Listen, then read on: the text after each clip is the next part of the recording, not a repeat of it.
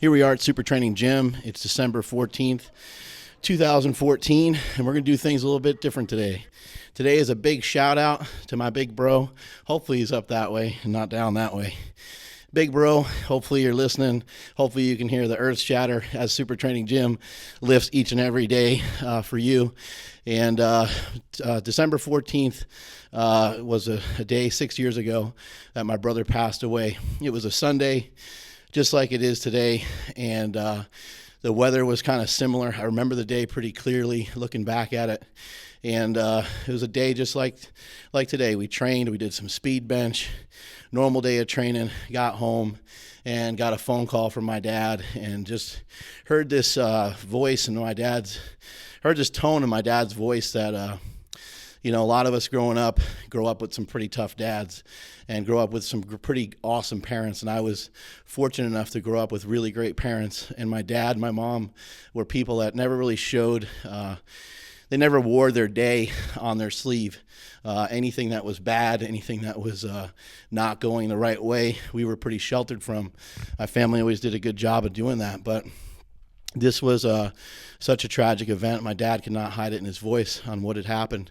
My brother Mike, Maddog Mike Bell, had passed away, and my dad gave me that phone call and said, your brother, he passed away. And it was a long journey with my brother. My brother is somebody who struggled with drugs and alcohol for many, many years. And so part of the reason why I'm doing this today is because each year I try to just express my feelings to people that if you have somebody who's suffering from mental illness, our brother was diagnosed as bipolar. If you have somebody who's suffering from addiction and or mental illness, a lot of times they go hand in hand.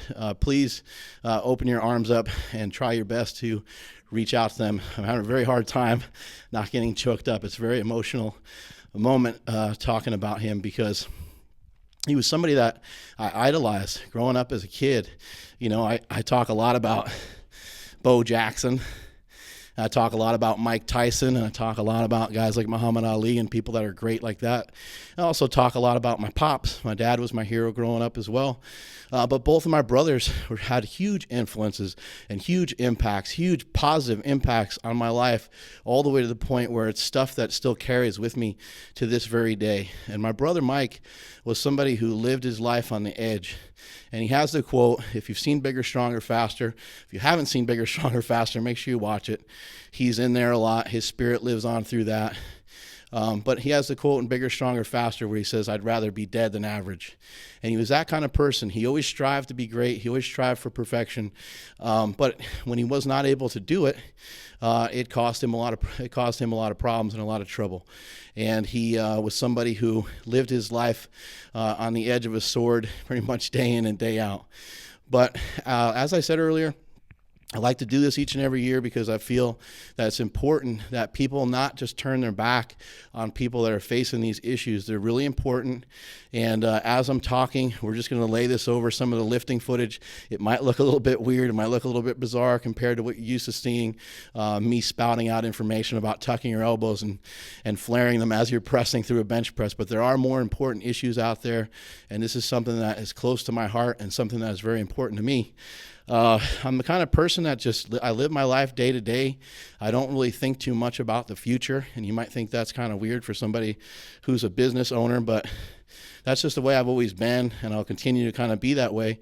And as I was working out, I saw this. My brother posted this. My brother Chris posted this up on Facebook. And I wasn't even thinking about the day. I do know that the day is coming. Because my birthday is December 10th, and I always know that it's around my birthday. But I don't think too much about the future. I try not to think about things that are tragic, such as events like that. But my brother was somebody who's in rehab for on and off for periods of time, and he really struggled with it. And as many people do, they go to rehab, and it ends up just basically causing too many problems and end up being almost worse off than they were before. But he really did try to fight the battle. The important thing is, the take-home message that I want you all to understand is that you cannot do it alone. So if you have a family member, a friend, anybody, I know they can be a pain in the ass. I know. I lived through it. My parents lived through it. We all lived through it. And he is gone. He is no longer here today. So not that we didn't try. We all tried, and I feel comfortable in our efforts. You can't always save everybody. Not everybody even wants to be saved. He said many times that he does not want to be here, and that was his prerogative. That was his choice. But again, try to reach out. It's too painful to live with, so if you can save somebody, try to work on it. Out of every great tragedy comes a lot of good things as well. We still have to live with that. My parents still have to live with that, and it's not an easy thing to live with. But as a family, we have grown closer. My parents moved from New York all the way out to California to be with myself, my wife, their grandkids, my children, and also my brother Chris, who lives in Los Angeles, California. I live in Sacramento. So a lot of good things have come from it. But also, on top of that, when my brother passed, it was a good kick in the ass for me. I didn't have, other than super training gym and a pretty strong bench press, I didn't have shit going on in my life at that time. There was no Power magazine. There was no Slingshot. Super training gym was not the empire that it is today. We weren't a standalone gym as we are now. But a lot of the things that I've learned from my brother, a lot of his passion, a lot of his aggression still lives in my veins today and still lives in my brother Chris. And we will continue to fight on to be the best we can possibly be and to try to carry on his name the best we possibly can. And as I mentioned earlier, and as I always say, strength is never a weakness. The stronger you can be going into something, the better you'll be coming out of it.